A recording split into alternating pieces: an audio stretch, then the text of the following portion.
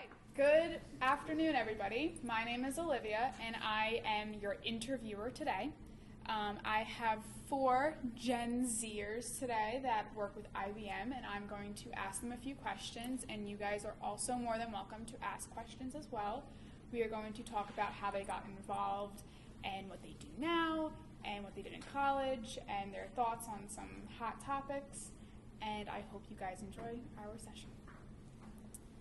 So our first question is introductions. So what is your name? What is your job? How long have you been with IBM? What is your favorite part of your job? Anything you guys would like to add? Okay. I guess we could start at my end and work the way back down to Olivia. For those of you who just attended my previous session, my name is, well, you heard it all, but I'll say it again. My name is Dan Shekhtman. I've been working for IBM actually 5 years as of this upcoming Sunday, June 15th.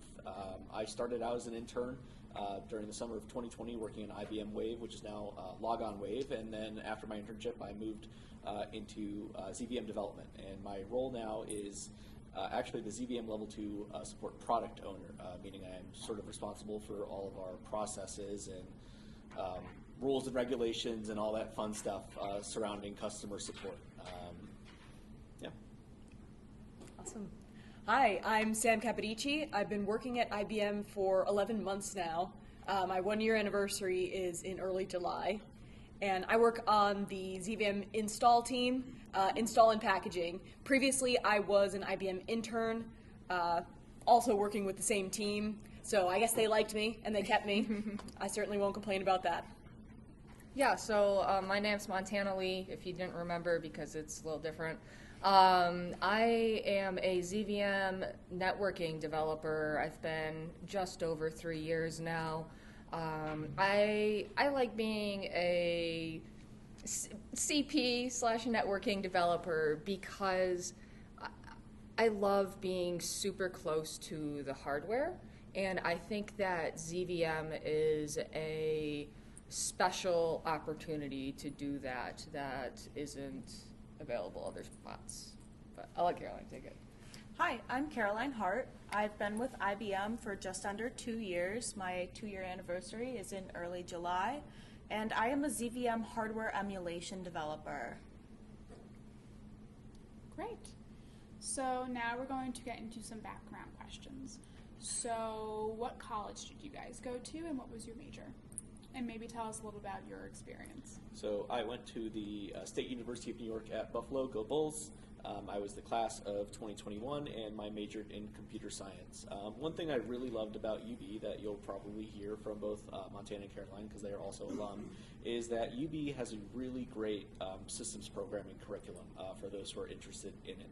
Starting in sophomore year, there's a systems programming course that is required as part of the computer science curriculum where we learn how to program using the C programming language on x86 Linux, and the projects throughout the semester sort of cover applications and programs at that user space kernel boundary on Linux, and that sort of really helped me discover my niche, which was lower level systems programming.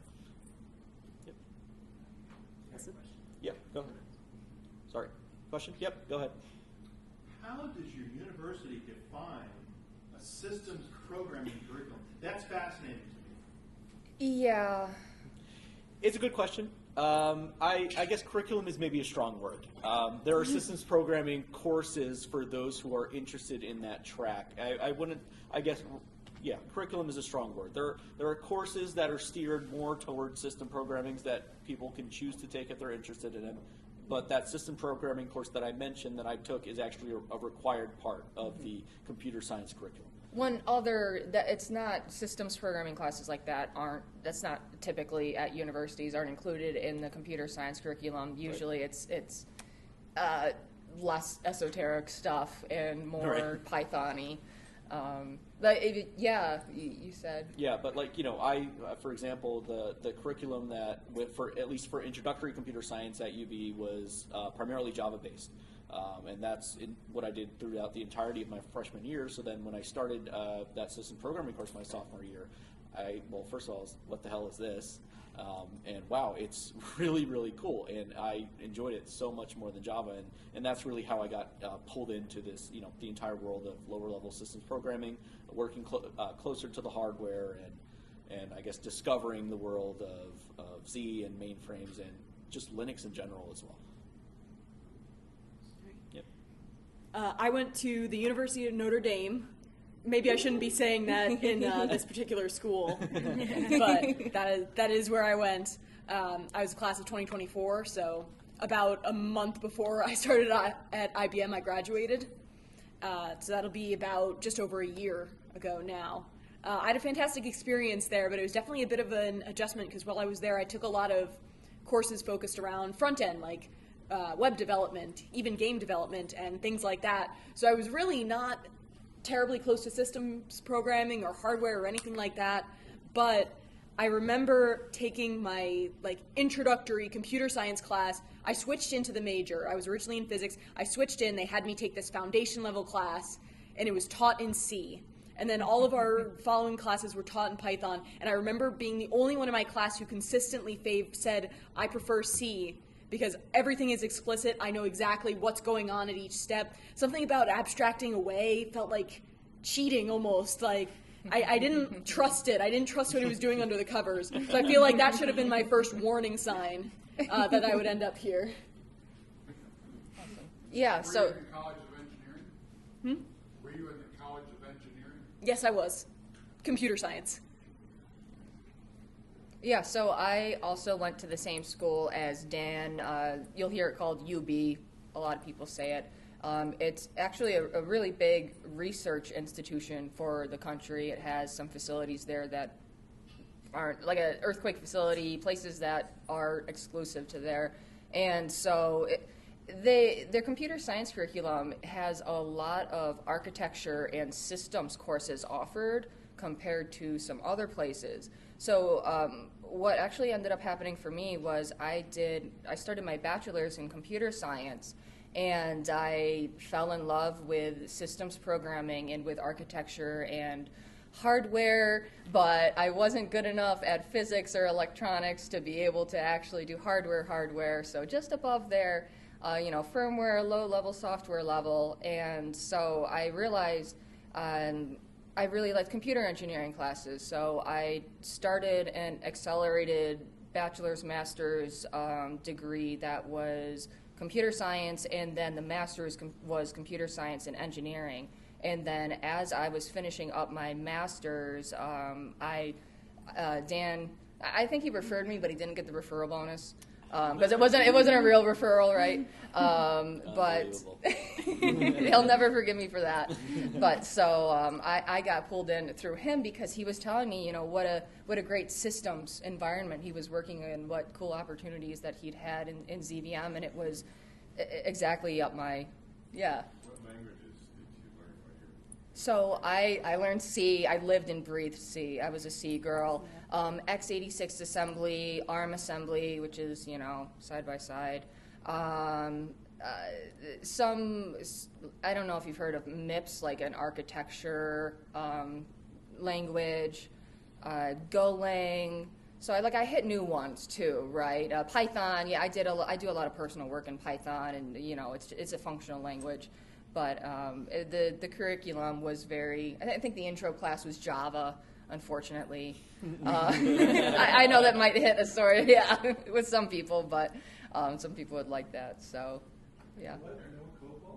No COBOL? No COBOL. I know. It's a shame on my part. Just for clarity, you talking about the MIPS chip? No.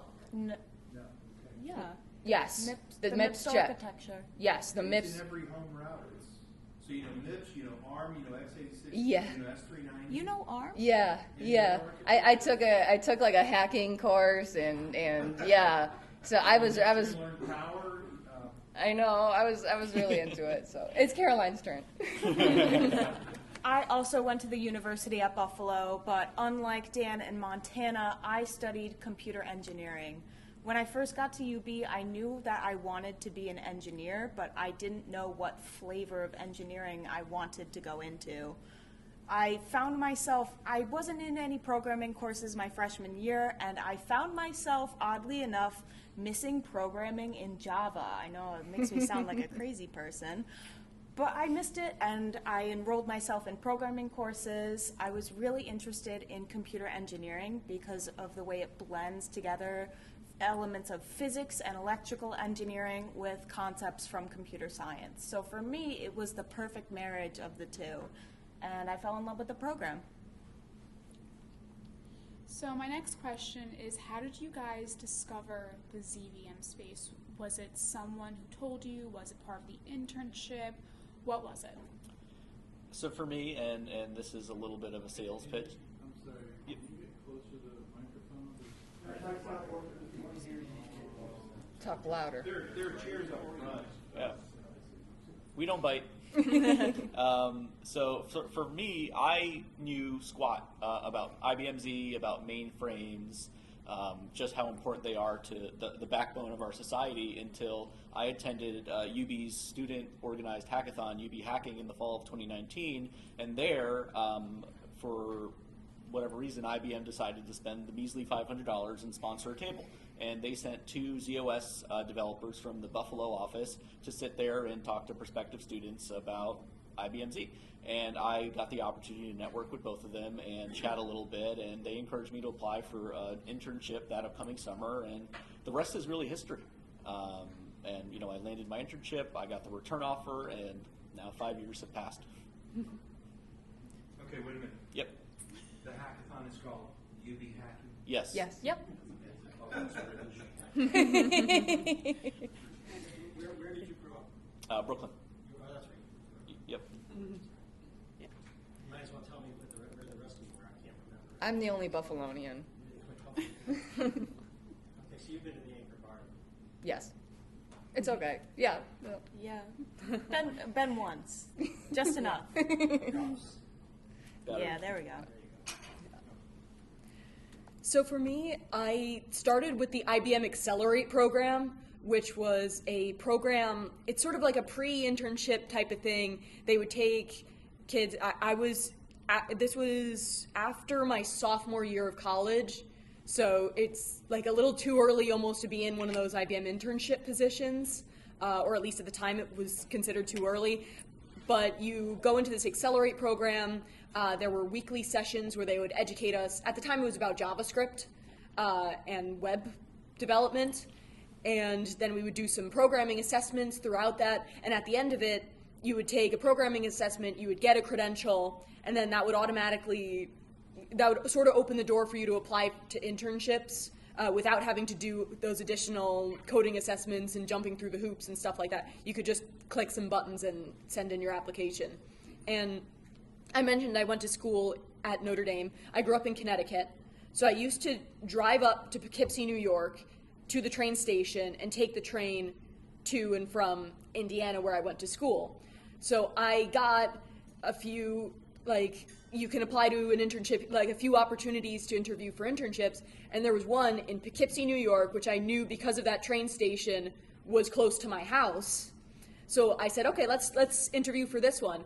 And I hopped onto the interview call. I hadn't been told in advance what the interview was. I knew it was at IBM. I didn't know what it was. I hop onto the call. They say, do you know what ZVM is? I say, no, I've never heard those letters in my life. And they said, do you know what a virtual machine is? I said, yes. And they said, you're hired. And the rest is history. The IBM Accelerate, is that something that was done on site, or did you do that remotely? That was during COVID times, so it was remote. It was all remote. The question was how we learned about ZVM? Yes. How did you get involved in the space? That was Dan. Yeah, I don't have a great story about that. I just like Sam, right? I had no idea ZVM existed. I had started getting into virtualization. I was using Kubernetes and all sorts of stuff that comes with that. And so I knew about working with virtual machines and handling nodes and clusters and stuff. And so when they said that ZVM is a virtualization operating system, I was like, oh yeah, I know Kubernetes. I'm sure you guys are basically just like that. Yeah. It was not. But yeah, so that was how I got in.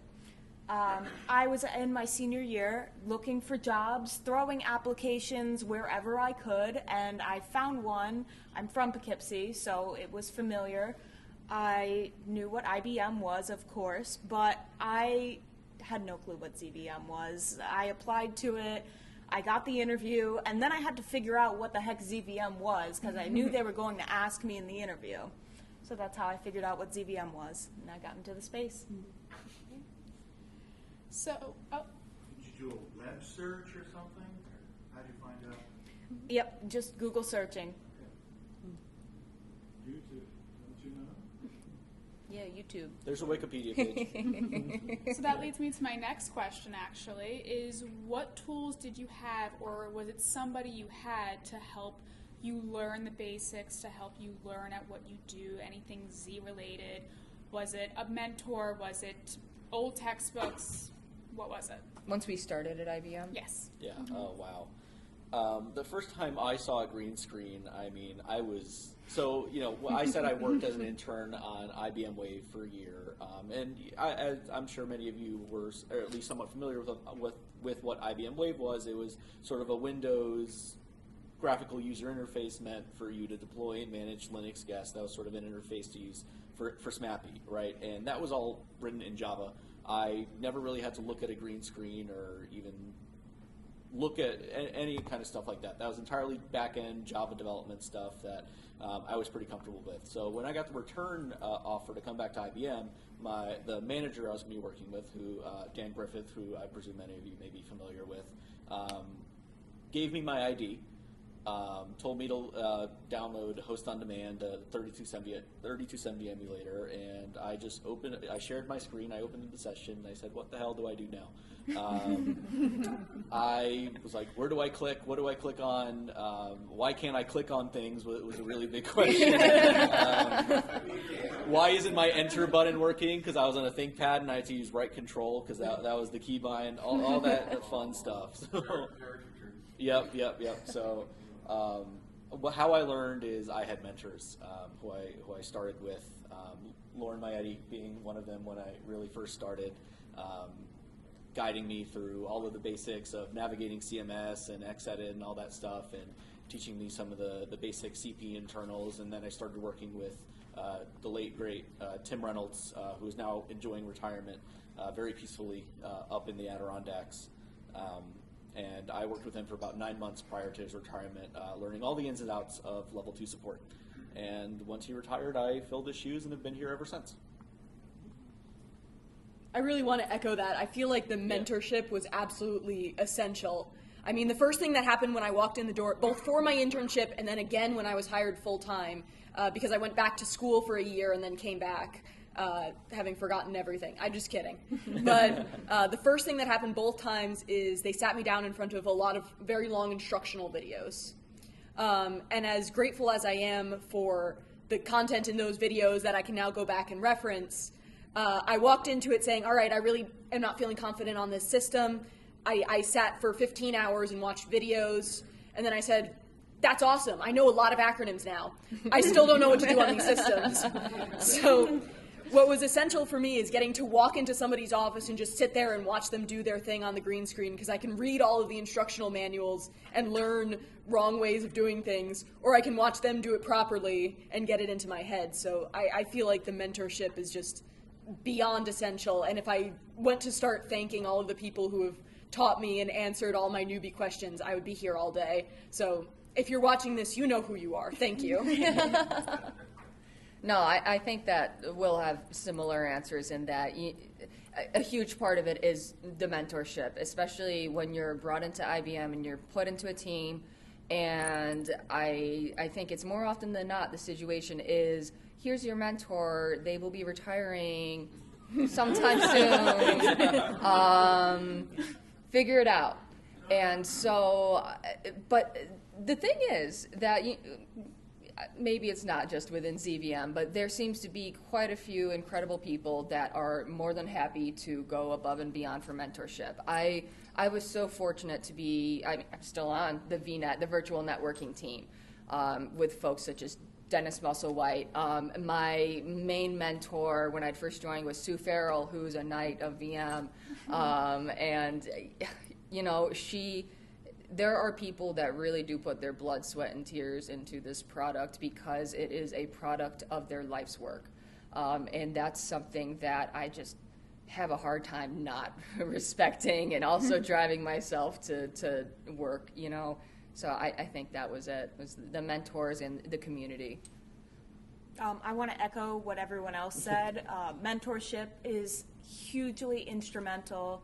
I want to give a shout out to John Franciscovich. I worked with him for just under a year, and he's been retired for almost a year now. So I would not be where I am without his support and all of the hours that he spent with me, making sure I understood things, explaining things to me, watching me type, you know. We both watch each other, you know, share screens, typo over and over again. Why isn't this command working? Well, you're bad at spelling, that's why. So mentorship is the biggest thing. And if we ask all of the other IBMers back at the Poughkeepsie lab, they would say the same thing. So going back a step, was there anything that you learned in college, like a skill, a tool, whatever, or a language that helped you with your job today? Not your internships, your job today. Absolutely not. No. I mean, you know, there were sort of the introductory computer architecture courses at UB. They called it computer organization, where I think Montana said where we learned MIPS assembler and sort of learned about the MIPS architecture, and that helped me. You know, it sort of, when I joined IBM, it sort of helped me better to understand and pick up the Z architecture quicker. But as far as anything that helped me learn how to navigate VM or use VM or learn high-level assembler or things like that, it's all on the job. You know, my computer science degree gave me all of that theoretical background and algorithms and stuff like that. But as far as practical skills on Z, just about nothing. Yeah, in terms of, I will mirror that in terms of a lot of practical skills on ZVM. Not particularly. Yeah. Though I think it was fun and interesting that I got to focus in college a little more on things like web development and front end and stuff like that. And I came straight from college to IBM, so I never got a lot of work experience or project experience with that. But I'll tell you a brief anecdote that I heard from a friend about their grandfather, who was a hobbyist cook and a professional engineer, who used to say, "Among the engineers, I am the best cook, and among the cooks, I am the best engineer." So what I like to say is, among the mainframe developers, I am the best web developer. And among the web developers, I am the best mainframe engineer. So I may not be an expert in each, but it's fun to be able to see where I can cross over and bring some modernization to our web pages and stuff like that. You know, it's true that they say that the practical skills, it's not like in college I was able to learn how to set up a vSwitch or anything, which really I would have loved to have figured out then.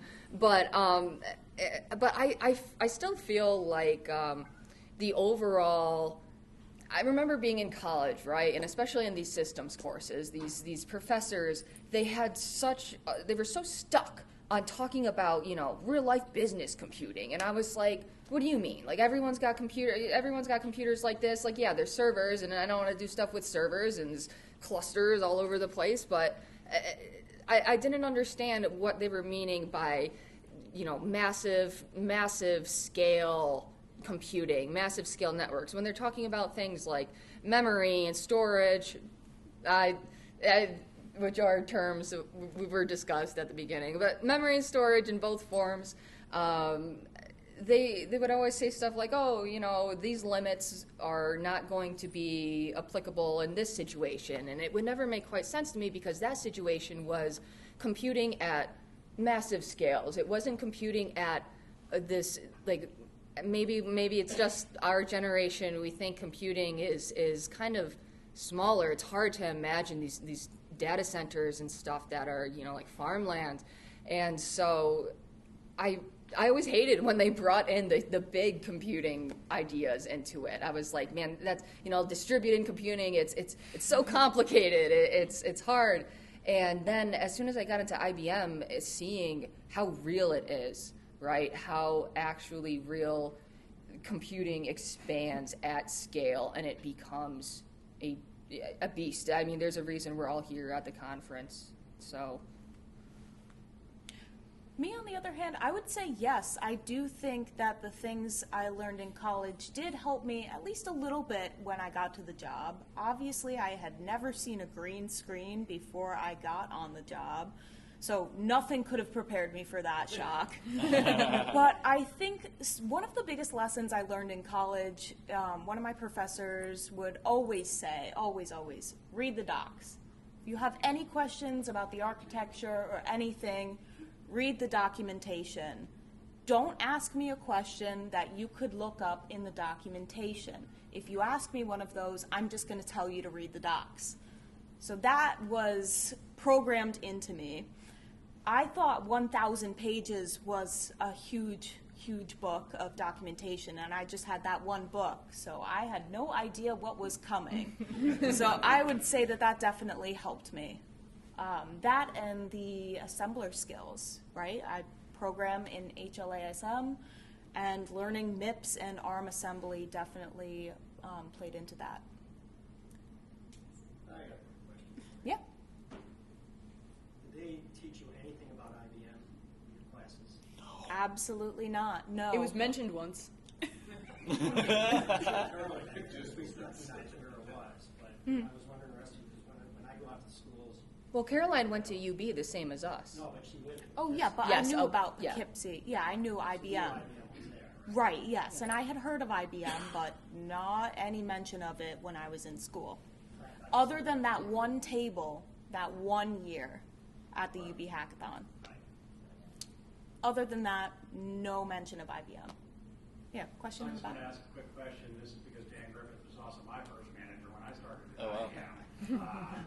And we were talking about reading books and stuff like that. Did he make you read the Principle of Operations as your first assignment? It was handed to me.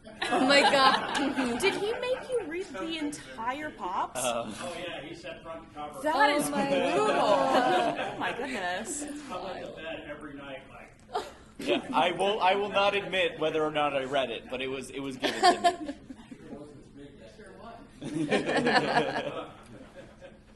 This might be a little taboo, but as you can tell me to shut up, but for the women up there, how do you feel working in obviously a male-dominated So I think environment? the two of us, when we joined IBM,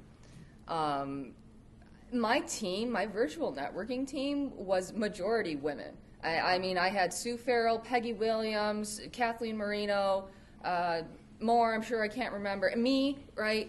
And I was shocked by the amount of women that were at IBM. Honestly, when I joined, I thought it was I don't know if it's a 50-50 split, but I was happily surprised by the amount of women that I saw on my team, in my org, throughout Z as a whole, I suppose.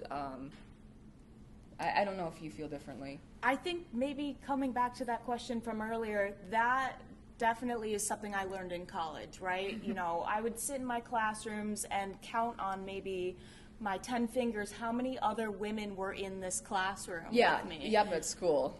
So yeah, coming to IBM, it really wasn't that much of a shock other than how many women are actually at IBM, because it felt like there was a higher proportion of women at IBM than I saw in college. For sure. Yeah, I think because we went to the same college, I think typically in the courses, if you had about 200 students in the class, you had maybe like 10 to 20 girls. It was striking, and so getting into IBM and seeing teams that were half women, I was Ecstatic, pleasantly yeah. surprised. Yeah, yeah. I've got a quick question. For those of you in VM development, are there enough young people involved in the development process today, or is there still a dark of individuals to fill the gap? We have been steadily growing our new hires, and we have correct me if I'm wrong, at least 40 of us. Close to 40. Yeah. And we are still growing. So IBM is making a huge Yeah. investment in the future. Yeah, very Half happy. of us retired, so I'm trying to make sure you have enough. Absolutely, yeah. IBM has made a huge investment in us. Sue Farrell, she retired last year. God bless her. I'm so glad for her. Yeah, no, she's enjoying herself. John, too. John Franciscovich. As much as I can. Also, Oh, Sue, did you mean Sue Timoshenko? Sue Farrell. Okay, no, Sue Timoshenko is still doing well, but she's retired now too, I believe. Yeah, she was my manager in my internship. Such a wonderful person. Is Cheyenne a question? So I have a question. How many of you have read Olivia Ecock's history? Can you say that again? How many of you have read Olivia Ecock's history? No, I don't think I have. I don't think. The actual title is VM and the VM Community, Past, Present, and Future. It's a book?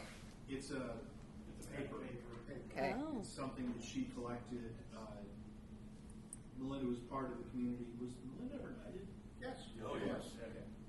And she and her husband Lee were just part of us, and long since retired, and now they travel. But she had written this piece, and there are two versions of it. The older version, I believe, includes Dave Tuttle's memoirs, which I particularly liked as an appendix to her piece, because it was a lot of cloak and dagger. Dave Tuttle was part of the VM group back in like the 60s. Wow. And they had to be secret about Yeah. stuff. This virtual memory stuff was, we can't let other vendors know. Listen, this is a comment, not a question. I think it was Caroline and Montana who were doing the vSwitch talk. Yes, yeah. I was really impressed at how you implemented that.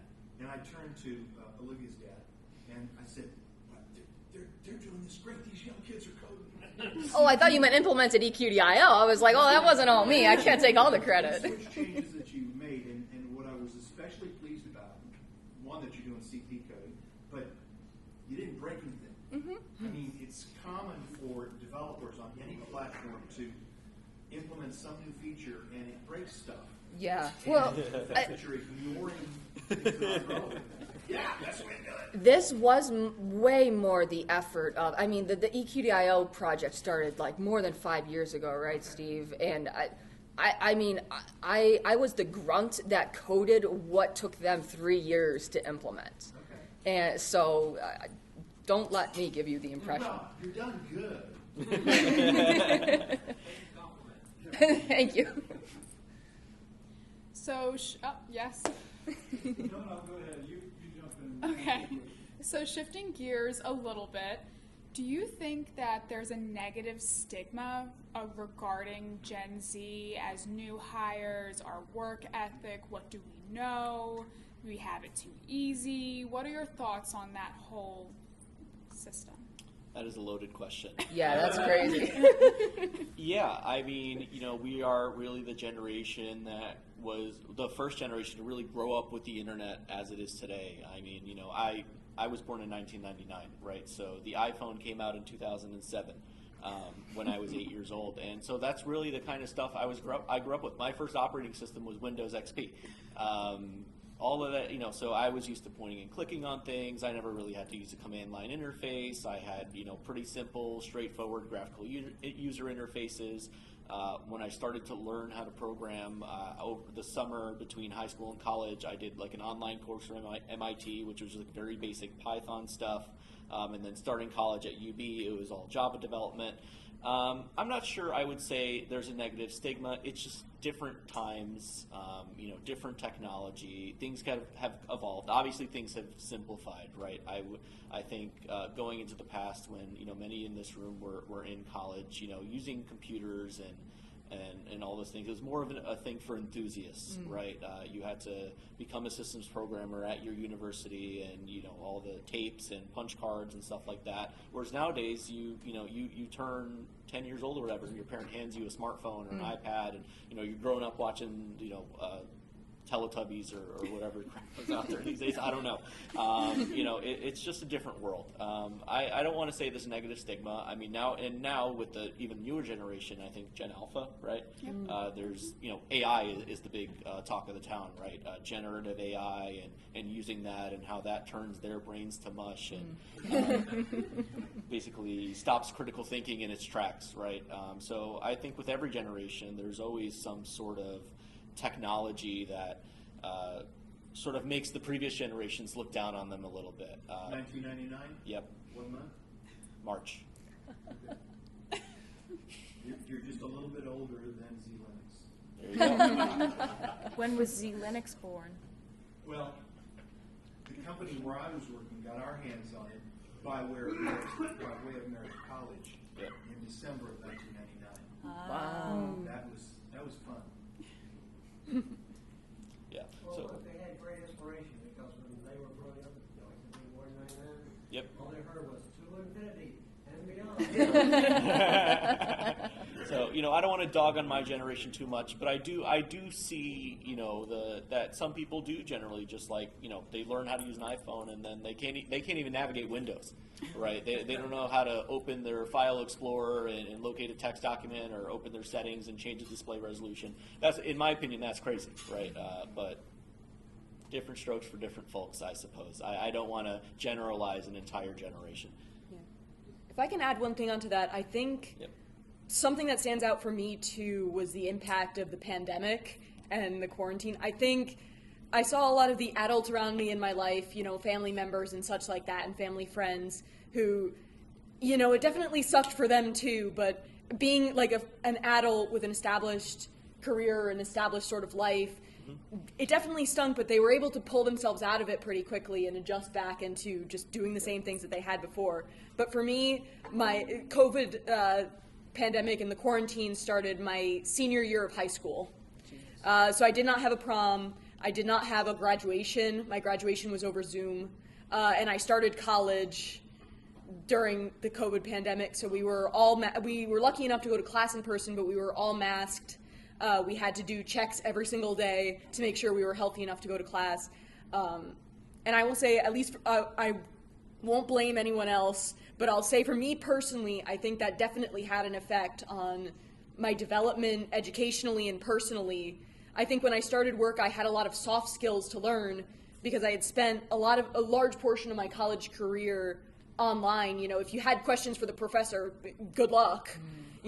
So I had to learn how to ask questions. I had to learn how to go into people's offices and, if I needed something, just get out of my chair, physically walk into their office and talk to another human face to face. Because for a long time, that wasn't a thing you could do. That wasn't a thing that was acceptable. And I think that had a big effect on our generation who were in these critical developmental periods while this was all going on. So I will say that as sort of I have empathy for our mentors who are trying to teach us, who may see us like behind in some of these soft skills, but I also have empathy for our generation who had that difficult experience. Yeah. That's a really good point, and I don't mean to detract from it by going back to a little bit of what Dan had said. I think.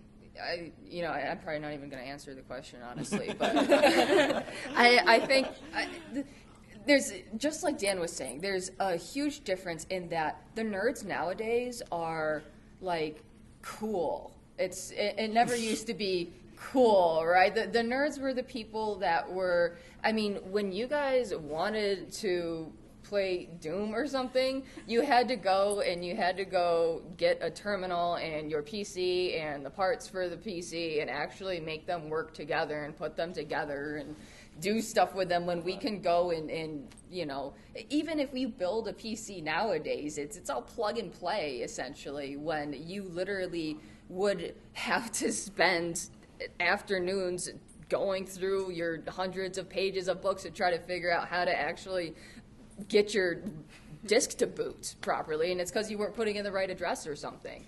And I just think that, to me that sounds really cool. I'm sure it wasn't cool for the people who were living it, but I feel like that this impact of growing up in a way closer to that rather than a way closer to being handed an iPhone when you're 11 is incredibly impactful to your understanding of computing. And I always hate saying computing because I think this stuff is at a much larger scale than just computing. It's communication and processing of transactions. It's at a massive scale.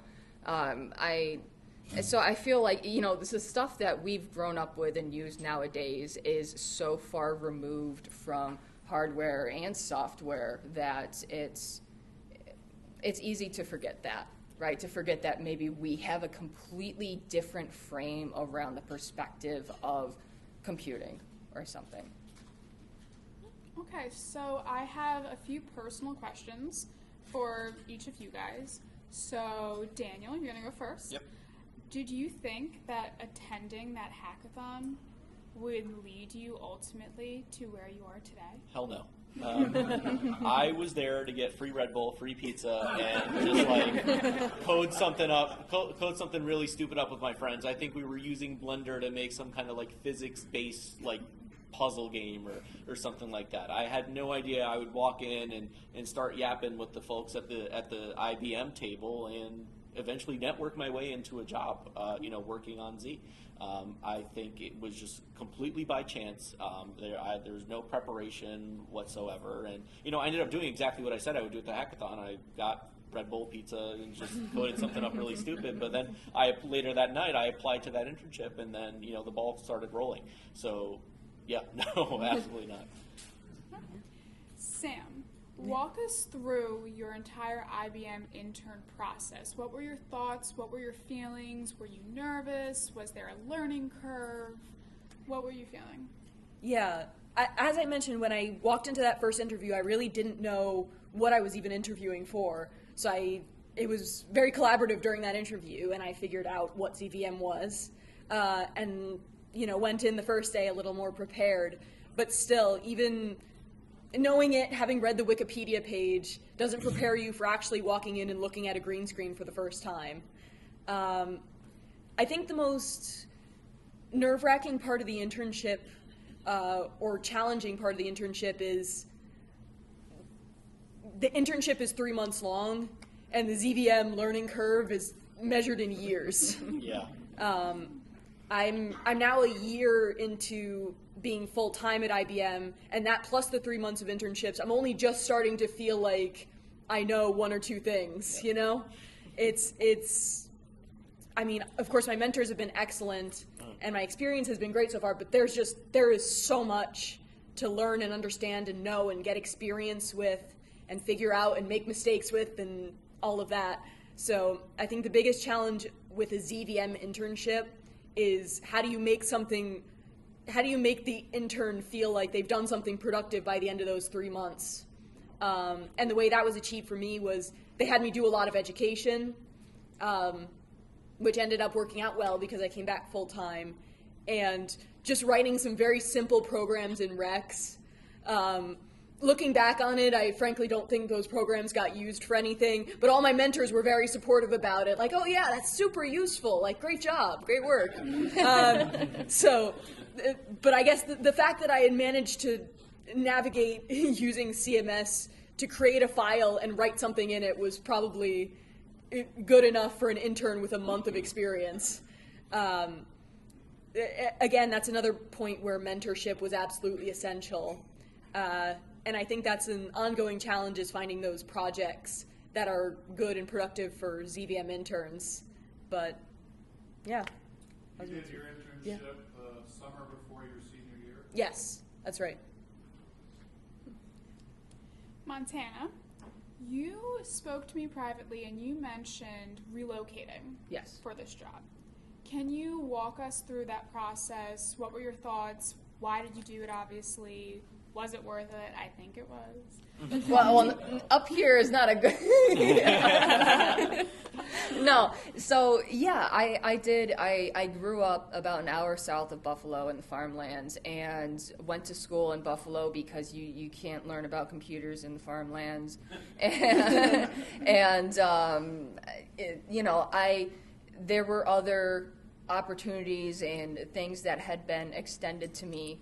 However, I decided to relocate because, one, I had ZVM coworkers out here that I had previous relationships with. And maybe that's not the best sell. Maybe I should say ZVM's so awesome I dropped my entire life and moved. but nobody would believe that except for Bill. So, but the reality is that it did factor in that Dan was out here. We have several ZVMers that were out here that had also gone to the same college as I, that I had literally gone and done the same courses alongside with. We weren't maybe as close as we are now, but I was familiar with them. And looking through the IBM roster of possibilities I could do if I got sick of ZVM, first I knew that ZVM was I couldn't believe I'd fallen into the niche of ZVM virtual networking, and it clicked so well for me, and I was so happy, right? That doesn't ever happen for someone where their first real job like that is they're so satisfied with it. It tickled exactly where I'd wanted to get my interests in and build my expertise. I was looking for a career that would be able to get me in the industry field in general. I wanted to be in the big scope of big computing business once I realized what ZVM and IBM were doing in here. And I realized that even if somehow they kicked me out of ZVM, or somehow something I can't imagine being sick of ZVM. I mean, I've gotten through it this long. We've been through bad things. We would have broken up by now if it was that bad. But with the IBM scope of things that they do, I realized if I relocate out here, one, there is a wealth of people in the Poughkeepsie and Eastern New York area, tri-state they call that, that are IBMers or IBMer adjacent, right? Familiar with technology like this. And I felt like, just like someone might used to move to New York City if they wanted to work on the Exchange Street and get crazy into that, I knew I had to move out to Poughkeepsie IBM if I wanted to really break into the virtualization industry, no matter whatever way I did it, and that was through ZVM. So, Caroline, you mentioned to me that you loved assembler so much that you TA'd for a class in college, that computer architecture course. Did that give you any skills, or did you have any learning lessons that you now still hold with you today? Definitely. One of those I mentioned earlier is the documentation and reading the documentation. But more than that, I loved the bits and bytes. What is going on in bit 10 over here? What is in R1? Where am I storing out to memory, and why? All of that was just so interesting to me. What was the question? She's so in love with assembler. Oh, yeah. I wanted to be an architecture person, and part of assembler is knowing what the architecture is. So I knew that I wanted to focus on the hardware, but I didn't realize that the hardware could be virtual, so that was fun to learn about. I still am largely an architecture person. I need to know how the system is supposed to function if I am to virtualize it. So for me, understanding the architecture and then using assembler to interact with the architecture was super interesting to me, and I still get to do what I love here in ZVM. So moving on a little bit, lighthearted questions, since we're nearing the end. When was your first VM workshop? Did you or did you not present? And your favorite VM workshop memory? Oh, I attended, my first VM workshop was the 2022 workshop in Binghamton.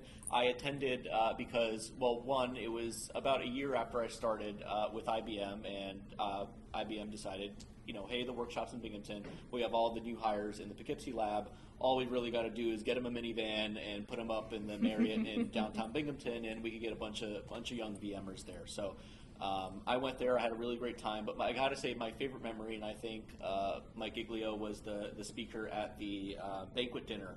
I ended up winning an award for being the youngest person in the room. And that award was a $25 Red Lobster gift card, who I then awarded to the oldest person in the room, Bob Rogers.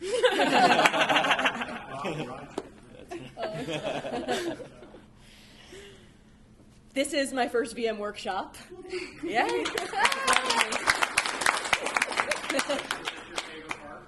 Oh, I know. Well, I guess I have presented once. I presented earlier today, and I'll do a shameless plug. I'm presenting again at 8:30 tomorrow morning, in case anyone is feeling bright-eyed and bushy-tailed in the morning. Just like college. Oh, yeah. I don't know if it was that much like college, but I will say this panel is shaping up to be a very good VM workshop memory. Yeah, this is also my first. Thank you.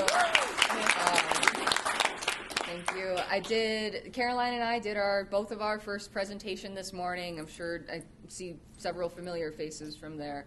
And honestly, I think that, well, it's a tie between that being my favorite part because it went really well. I didn't mess up. And yeah, and yeah, no, it just went really well, and I was nervous about it. I wanted it to come over right. And then my tie is during the talk yesterday, Kaya ran into the Barbie Tootle.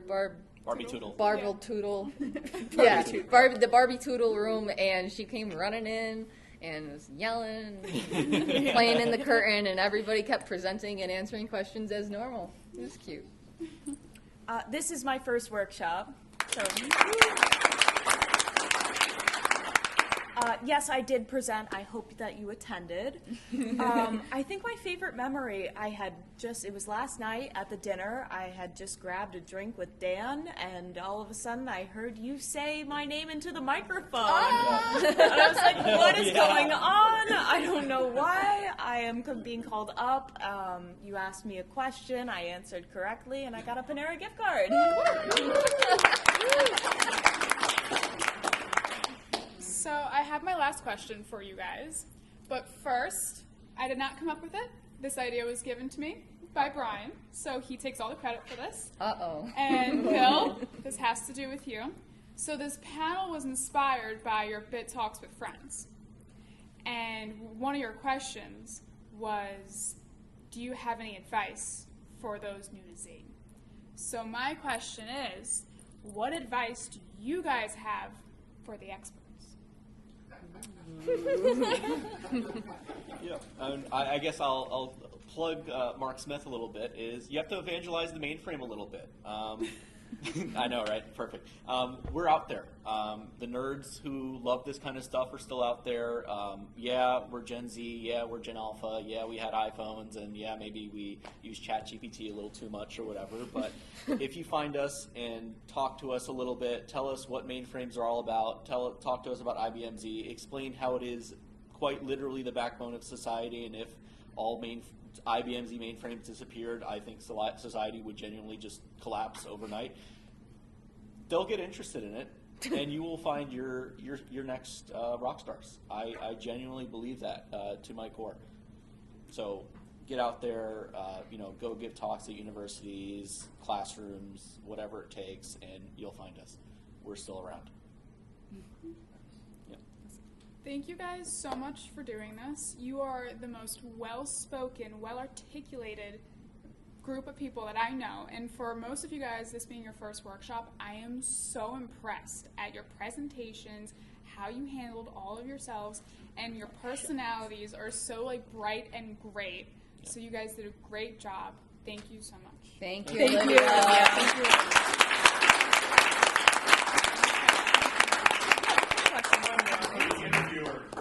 How much of that was the questions were done with ChatGPT? Zero. Any questions? Burning in my mind.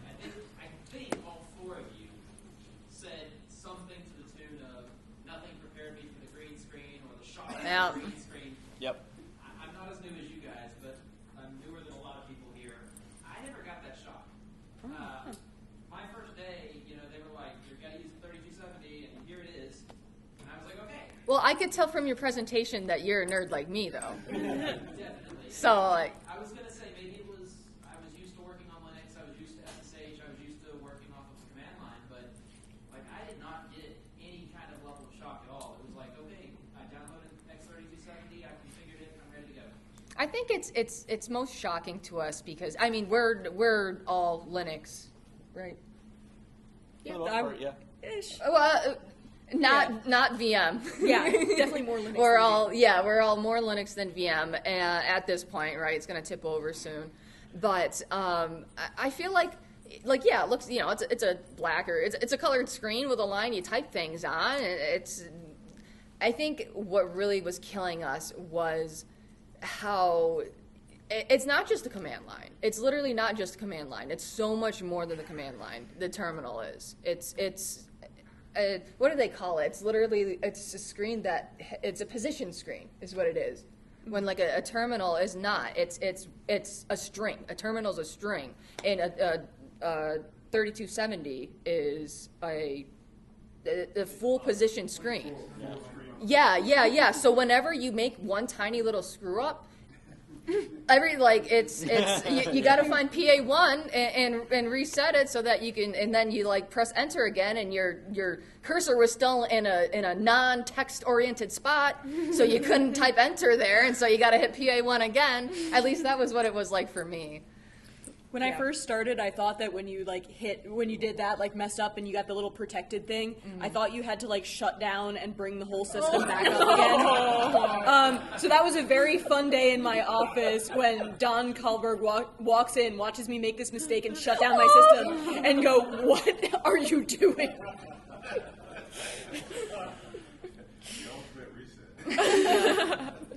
I learned what my left control did that day. I'm glad that I took away learn mainframes or die. Did you want any other answers, Clay, or do you can? I was just curious. I'm happy with it. Caroline, do you have an answer? No, I think that was a good answer. We have another question? Yeah. I'm just curious. So you guys all graduated within the last 3 years or so, 2, 3 years? Coming up on 5 for me. Yeah, I think I graduated 22. I assume get exposed to AI and machine learning in college.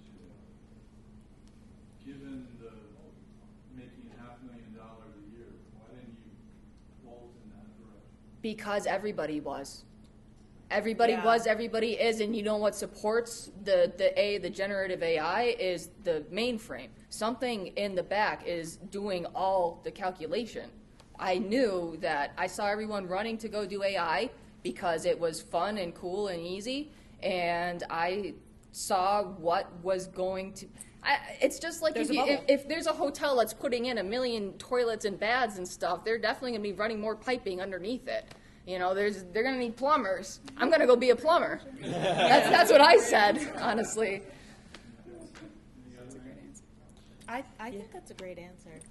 Yeah, I don't trust the bubble. Yeah, no. Yeah, it was a rat race to Gen AI. Yeah, just like how it used to be with web stuff, and it just kind of popped, right? It's like so many people were going into it, and you don't see the same amount of people going into mainframe. So it's like, it's probably, and then you see a lot of people retiring, right? It's kind of like this mob mentality that all this.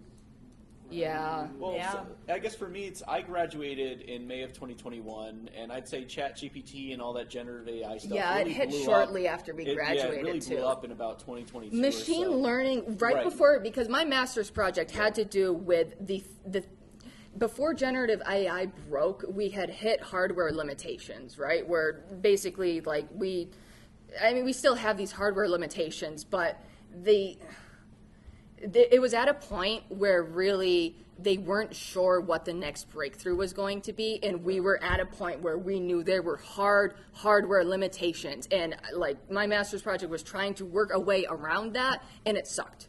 I had an AI class as part of my required core curriculum for my degree, and I really did not like my professor. It was really kind of a death by PowerPoint class, just didn't really interest me. A little too much linear algebra for my taste, all that kind of stuff. So I said I'll stick with system programming. I have a question. Yep. So you all have started careers that are pretty different from maybe many of your peers in going to IBM. Yes. Did anything surprise you about coming to this event, about the population of the people, any impressions about the event overall that were sort of surprising to you? I mean, I had an idea of how I was told it was going to be a very warm, welcoming environment.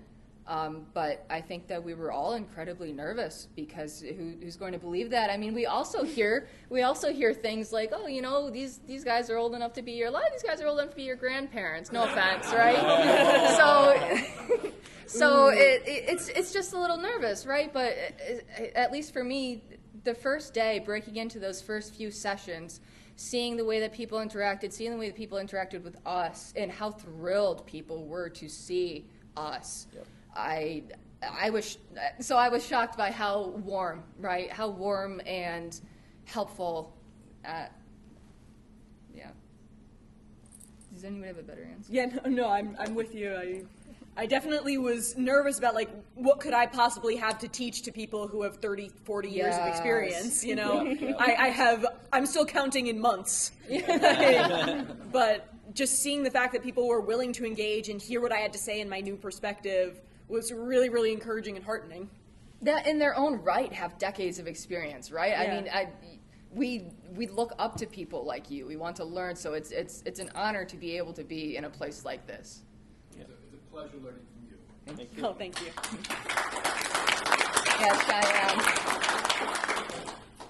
see a lot of gray hairs out here. Oh yeah. If you start doing, how many years have you been or how many decades have you been involved in VM, you'll see a lot of hands.